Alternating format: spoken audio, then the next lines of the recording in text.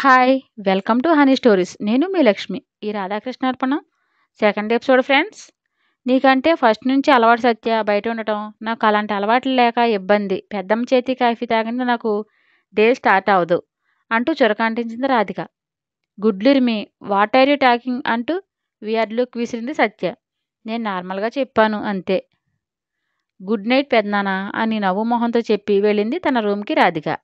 బామ్మ ఎందుకు తనతో గొడవ నీకు? అది ఎప్పుడు బయట స్టే చేయలేదు. డాక్టర్ కోర్స్ చేసినప్పుడు కూడా విజయవాడ నుండి డైలీ జర్నీ చేసేది. నీకు తెలిసి కూడా ఎందుకు రచ్చ చేస్తావు అన్నారు కూల్గా రామరాజు. నాన్నగారు నేనేమి అన్నా బ్లేమ్ చేస్తారు. ఐ హట్ అంటూ తినేదల్లా లేచి వెళ్ళిపోయింది సత్య. సత్య ఫ్రెండ్స్ ఉన్నారని నవ్వు నటిస్తూ మీ ఫ్రెండ్ అంతే చిన్న మాటకే అలుగుతుంది. మీరు తినండి, నేను తనకు తినిపిస్తాను అంది అఖిలాండేశ్వరి. మాకు అలవాటే ఆంటీ, తన గురించి తెలుసు. మాటే కరుకు కానీ మనసు చాలా స్మూత్ అన్నారు వాళ్ళు. చిన్నగా నవ్వి ప్లేట్లో ఫుడ్ పెట్టుకుని తీసుకెళ్ళింది అఖిల. బాల్కనీలో నుంచుని ఇరిటేట్ అవుతూ గోళ్ళు కొరికేస్తుంది సత్య.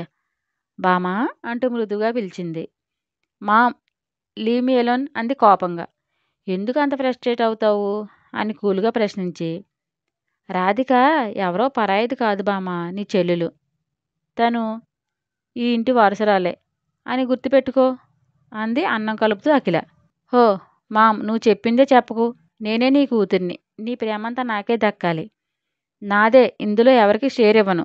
దాన్ని ప్యాంపర్ చేస్తుంటే నాకు కాలుతుంది. ఫస్ట్ నుండి నాకు అదంటే అందుకే నచ్చదు.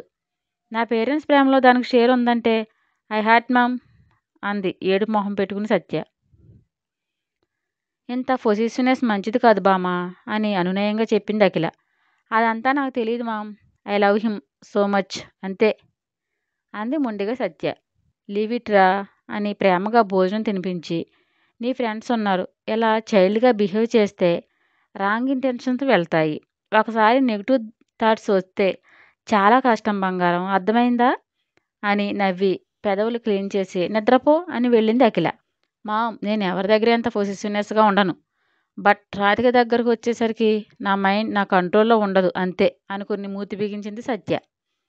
లాబీలో వర్క్ చేసుకుని తన లగేజ్ ప్యాక్ చేసుకుంటూ, ఇన్నాళ్ళు ఊరు దాటి వెళ్ళంది నాకు అన్నయ్య కోసం. అంత శ్రమను ఓర్చుకుని వచ్చేది అతన్ని చూడడం కోసమే సత్య. అది మీకెవరికీ తెలీదు. నేను చిన్నప్పుడు ఏడుస్తే దగ్గరకు తీసుకుని తను తినే దాంట్లో నాకు షేర్ ఇచ్చేవాడు. ఆ చిన్న ఆలంబన ఓ ఓదార్పు మా అమ్మ నాతో ఉన్నట్లే ఉండేది. తను లేనన్ని రోజులు నాకు ఏదో వెలితి, అంతా శూన్యంలా అనిపించేది.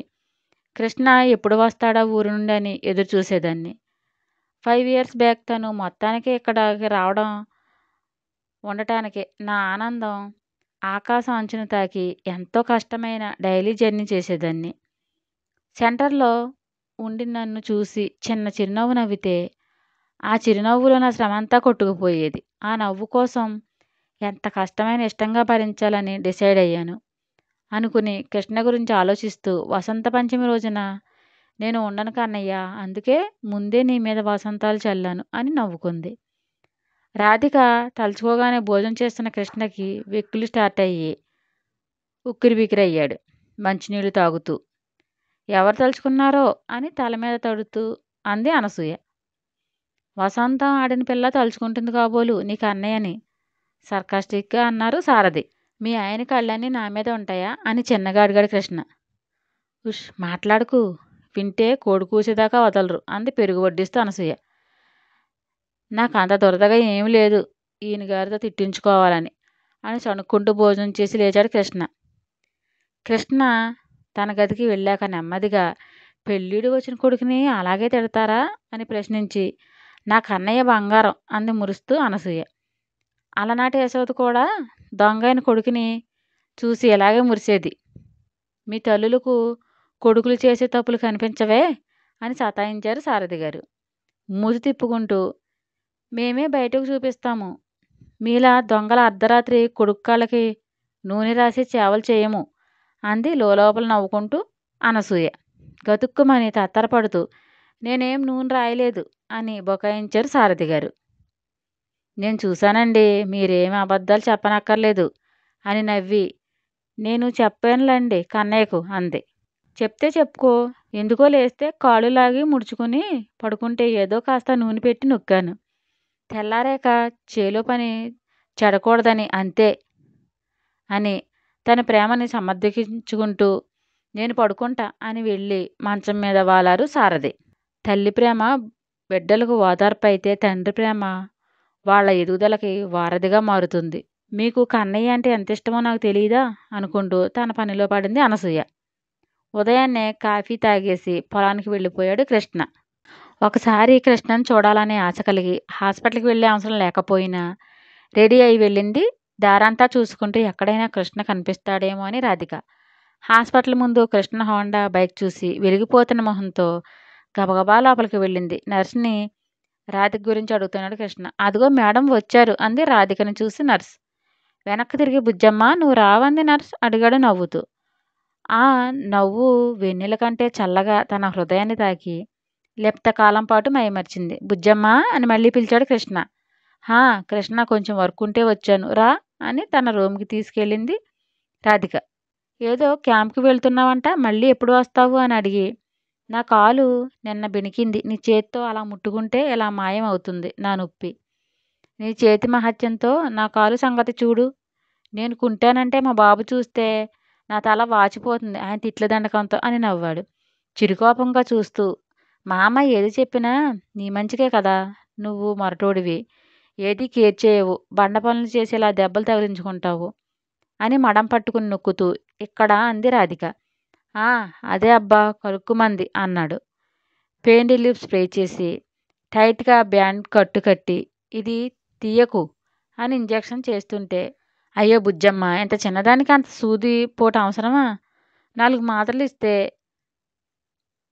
4 పూటలో గుటుక్కుమనిపిస్తా అంటూ నవ్వాడు కృష్ణ గుర్రుగా చూస్తూ. పులి మీద స్వారీ చేసేవాడు పిల్లికి భయపడ్డాడంట. ఇలా ఉంటుంది నీ వాలకం. ఎలాంటి బలమైన పని అయినా అవలేలుగా చేస్తావు మరి. ఇంజక్షన్కి భయపడతావే అంది నవ్వుతూ రాధిక. అది వేరు బుజ్జమ్మ, ఇది కసుక్కుని దిగుతుంది. వద్దే అన్నాడు రిక్వెస్ట్ చేస్తూ కృష్ణ. వద్దులే భజన చేయకు అని. ఇదేంటి మొహం మీద నాటు చూడని అని చూస్తూ. అవునా ప్రైజ్ గెలిచావు పార్టీ లేదా అని అడుగుతూ మాటల్లో పెట్టి ఇంజెక్షన్ చేసేసి అయిపోయింది అంది నవ్వుతూ. బుజ్జమ్మ నువ్వు భలే ఖతర్నాక్వి తెలుసా, మాటలతో ఏమార్చి చూది పొడి చేసావు కదా, చెబుతాను టైం వచ్చినప్పుడు అని నవ్వి. పార్టీ కావాలా ఏం కావాలో అడుగు అన్నాడు లేస్తూ. టైం వచ్చినప్పుడు అడుగుతా అప్పుడు ఇవ్వు అని అంది రాధిక. అయితే త్వరగా వచ్చే, నువ్వు లేకపోతే హాస్పిటల్ వెలవెలబోతుంది పాపం అన్నాడు నవ్వుతూ. హాస్పిటల్ ఫీల్ అవుతుందా, నీకేం ఫీలింగ్ లేదా అంది ఆరాటంగా చూస్తూ అడిగింది. అబ్బో చాలా ఫీలింగ్ వస్తుంది బుజ్జమ్మ, నేను ఇలాంటి దెబ్బలు తగిలించుకుంటూ వస్తే ఇంత మంచిగా ఎవరు చూస్తారు చెప్పు అన్నాడు కృష్ణ. అతని మాటలకు డిస్పాయింట్ అయ్యి ఓకే నేను వెళ్ళాలి బై, బీ కేర్ఫుల్ అంది చిన్నగా నవ్వి. అంటే అర్థం కాక క్వశ్చన్ మార్క్ ఫేస్ పెట్టాడు. జాగ్రత్తగా ఉండు అంటున్నా అని ఫైల్ తీసుకుంది రాధిక. అవునా అయితే నువ్వు కూడా కేర్ఫుల్ సరేనా, వీలుంటే ఫోన్ చెయ్యి ఆడ ఎలా ఉంది ఏంటని అని, నాకు తెలియదు కదా అని వెళ్ళాడు కృష్ణ. బుద్ధు బుద్ధు అంటూ ముద్దుగా సతాయిస్తూ ఇంటికి బయలుదేరింది రాధిక. తన ఫ్రెండ్ని వేసుకుని పొలాల మీద పడింది సత్య.